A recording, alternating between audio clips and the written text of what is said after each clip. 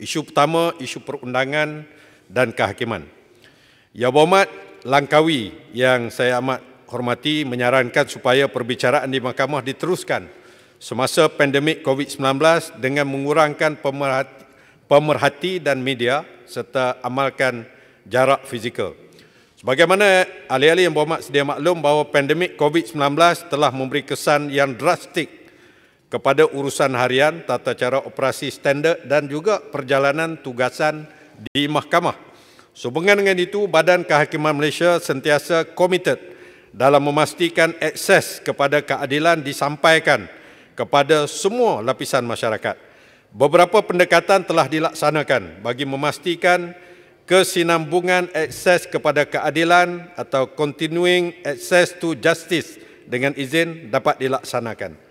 Dalam hal ini, Badan Kehakiman telah meningkatkan kebergantungan kepada penggunaan teknologi dalam urusan operasi mahkamah, di mana antara langkah yang diambil termasuklah mengadakan pengendalian prosiding mahkamah secara dalam talian melalui sistem e-review, email dan juga pendekatan kes melalui sidang video bagi kes-kes sivil.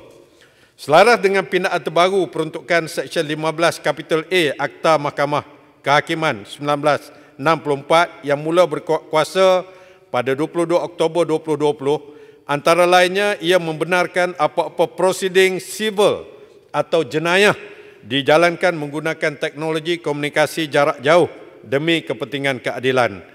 Projek rintis bagi perbicaraan kes secara sidang video telah dijalankan di Mahkamah Terbuka Bilik Bicara Mahkamah Persekutuan 1 pada 9 November 2020 yang lalu, yang mana ia melibatkan 2 kes rayuan sivil dibicarakan oleh 5 panel hakim dan 2 kes rayuan sivil yang dibicarakan di hadapan 3 panel hakim hakim-hakim Mahkamah Persekutuan.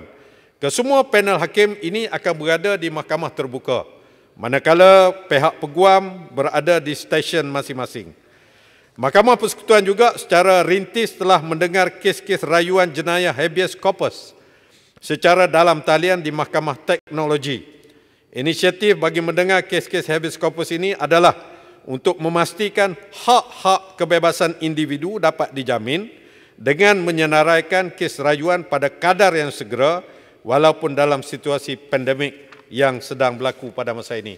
Walau bagaimanapun, dalam hal ini, Tuan Yang Dipertua, prosiding dalam talian ini adalah sebagai alternatif sahaja, tidak menghalang pihak-pihak untuk meneruskan perbicaraan kes mahkamah secara konvensional dengan pematuhan SOP yang ketat sebagaimana yang disarankan oleh Kementerian Kesihatan Malaysia.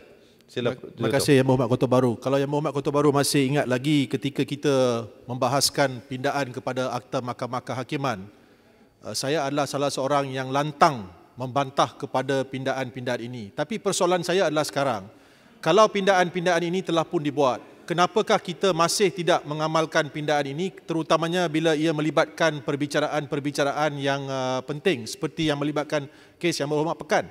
Bukankah tidak pindaan-pindaan ini digunakan oleh mahkamah untuk kita teruskan dengan perbicaraan Yang Berhormat Pekan, supaya tak ditunda kes tersebut, kerana ini adalah kes yang begitu penting yang rakyat sedang lihat.